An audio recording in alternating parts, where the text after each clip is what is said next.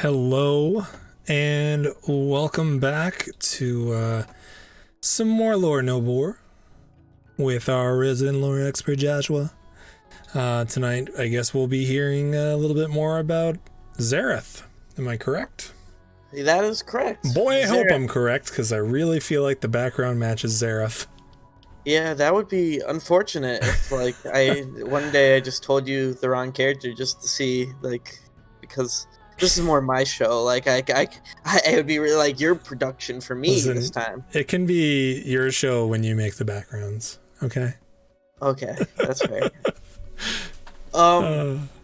So basically, I should go. I guess I should actually do what I'm paid to do. Well, let me just say, Joshua, the floor is yours. Okay. Sorry, that kind of threw me off, I'll be honest. So basically, Xerath was a young boy who was given no name, actually. He was the captured son of scholars with the idea he was going to serve forever. There was no hope. His father ended up becoming crippled, and he was left to die because, a crippled slave was basically worthless in Shrima. And he was taken in by the man who crippled his father. Sorry, just saying that back, I realized how bad that was. Yeah. Who ended up being the current emperor of Shrima. Azir, he ended up befriending Azir, his son, and the two became inseparable over time. At a young age, both Azir and, by extension, Xerath began to learn from Nasus as they prepared Azir to eventually ascend to the throne and ascend into what would eventually be his bird form. Shrima continued to grow as an empire, and eventually there was an assassination attempt on Azir's life at a small oasis, and Xerath bravely fought off the assassin, but received no praise, no recognition from anybody besides Azir. This basically cemented their brotherhood, but overall kind of soured Xerath on how he would view Shrima as a whole. So, due to the assassination attempt, Azir's father kind of goes a little crazy, and he began to basically, he just went on a rampage, basically. All of Azir's brothers were slain by this assassin that tried to kill Azir, and that Azir's father blamed Azir for not doing anything. You let all your siblings die. So if the emperor was to have another son, basically he was going to execute Azir, and Xerath would be screwed as well. So basically Xerath kind of, how do I put this politically? He basically killed any hope of another brother being born. He was using magic and stuff to corrupt the emperor's wife's womb. He was doing he was trying to basically make it so that the emperor was infertile, so that eventually there would be no hope for Azir's death, because there was no way the emperor would do anything if he had no successor. But eventually, he failed, and a new prince was brought into the world of Shrima.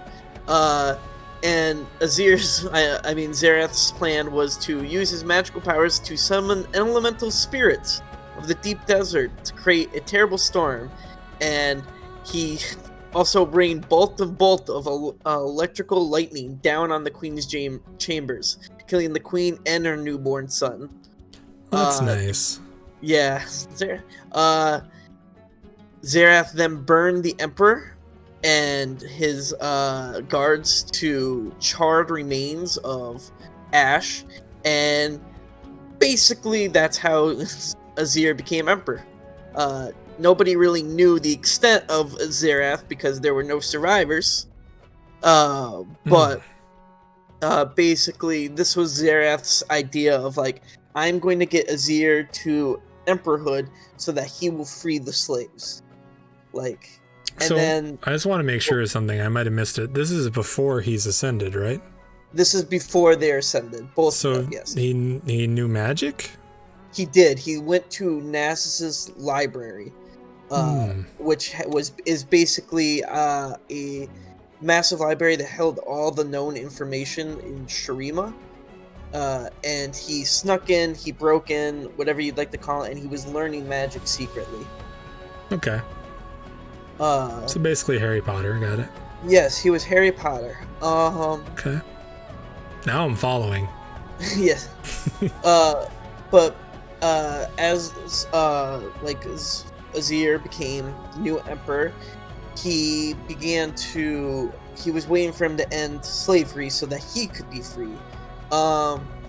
He continued to expand the borders of Shurima, continued to like take town after town, country after country, and there was never any mention of freeing the slaves. So Xerath grew angry, and he started to quietly plan a coup, basically.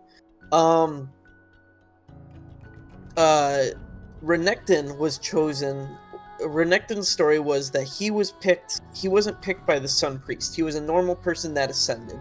So this proved to Xerath that anyone could ascend, not just those chosen. So when Azir was chosen, he decided, when Azir was not chosen, I apologize. I misremembered for a second. Azir, he brought the story up to Azir, and Azir basically was like, oh, I want to be ascended, and told the Sun Priest that he was going to become an ascended being. They protested, but Azir had grown cocky and ordered them to comply or he would kill them. So they do the ascension ritual, and Xerath had Nasus and Renekton sent away for the day by sending them on. He released an elemental fire spirit on Shurima, and they had to go deal with it. So as the ritual began, Azir turned to Xerath and said, with this, the slaves will be free.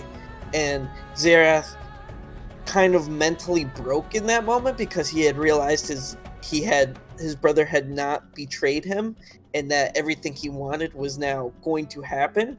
But he had set this plan in motion, and it was too late to come back. Like, they would realize Renekton and Nasus would come back. They'd have found out the truth.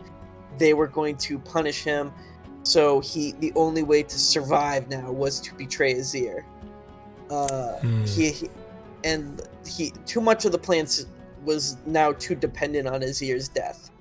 So it was too late at that point. Azir it was years too late. So Xerath, as Azir went into the circle, I'll call it a circle, there's no real description. Xerath came running, pushed him out of the circle, and took his place. Azir was killed.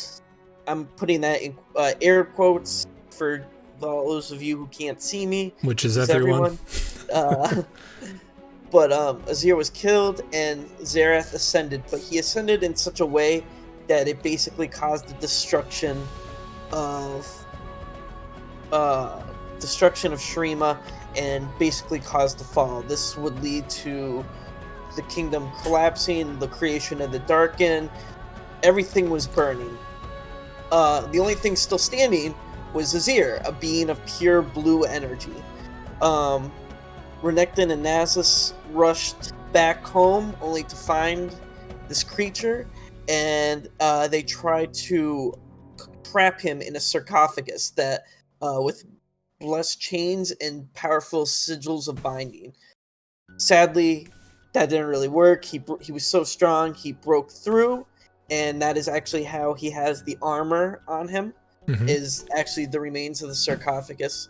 And they eventually led into a fight between the three of them, with Renekton kind of, I'll say, like, pushing himself and Xerath into the vault that called the Tomb of the Emperors, and he's told Nasus to lock it behind him.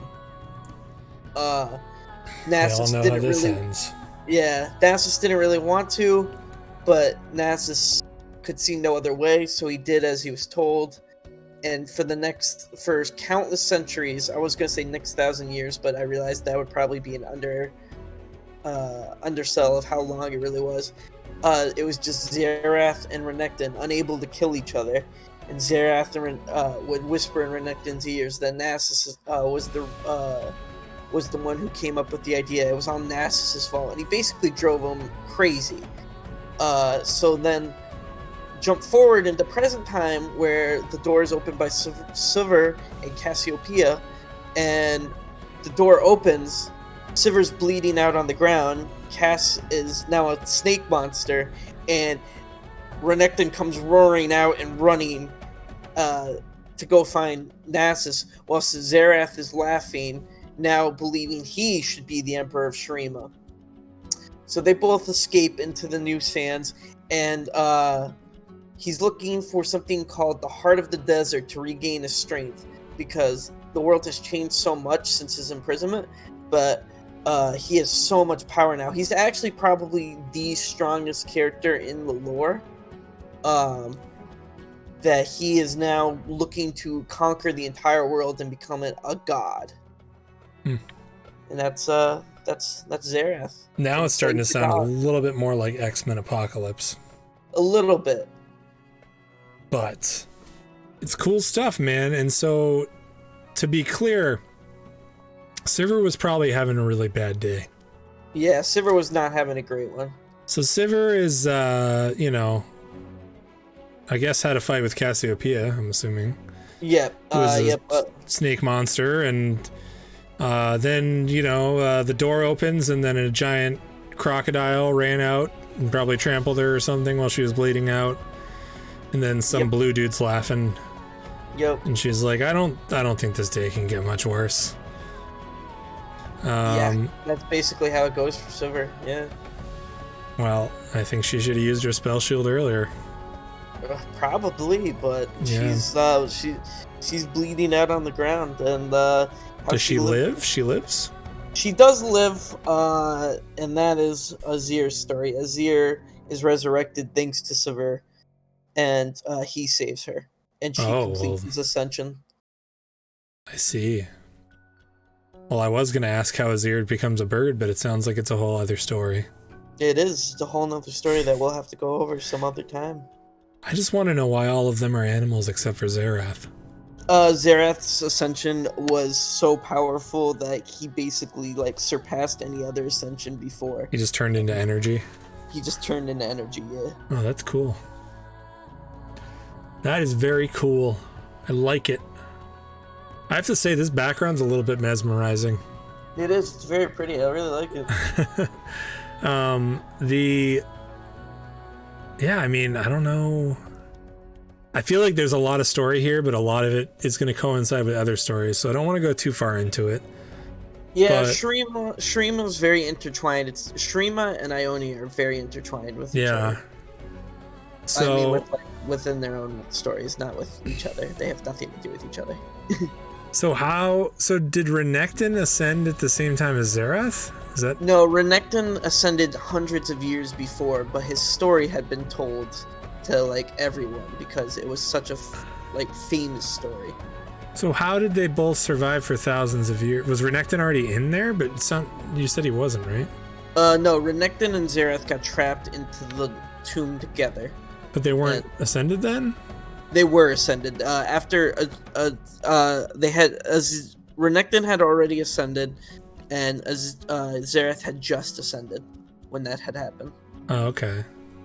So Renekton, Nasus, and Xerath. Well, Xerath and Nasus had met when Xerath was a boy, but they did not officially meet until they were all ascended. I see. I'm gonna ask one more question. This one's a doozy. Okay. How is Nasus not the strongest in the lore after all these years. Imagine how many stacks he has. Because he got really depressed in the lore, to be honest with you. Like, he got really depressed and just went into hiding for a while, so he hasn't actually been stacking.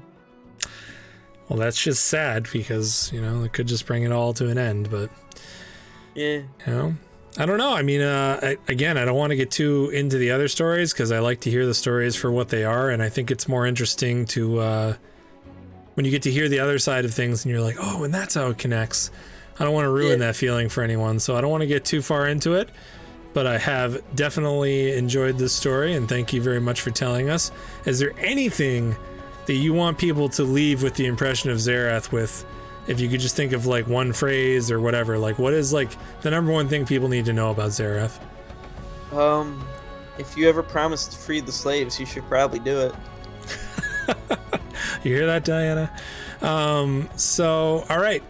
Great, Josh. Thank you so much. I look forward to hearing next week, and thank you so much for sharing the story today. Thank you for having me. And thank you for everyone who's watching, especially Don saying Xerath, and then Xerath split the sea. He thinks it's a very biblical story, but thank you guys so much. I think, you know, it has that tinge to it. It's in Egypt. So, you know, it's not actually in Egypt, but you know. Anyways, thank you guys so much. I hope you enjoyed this story. I know I did. We will see you next week for episode 24 of the podcast and episode 4 of More Lore No Bore. Have a great night and stay safe.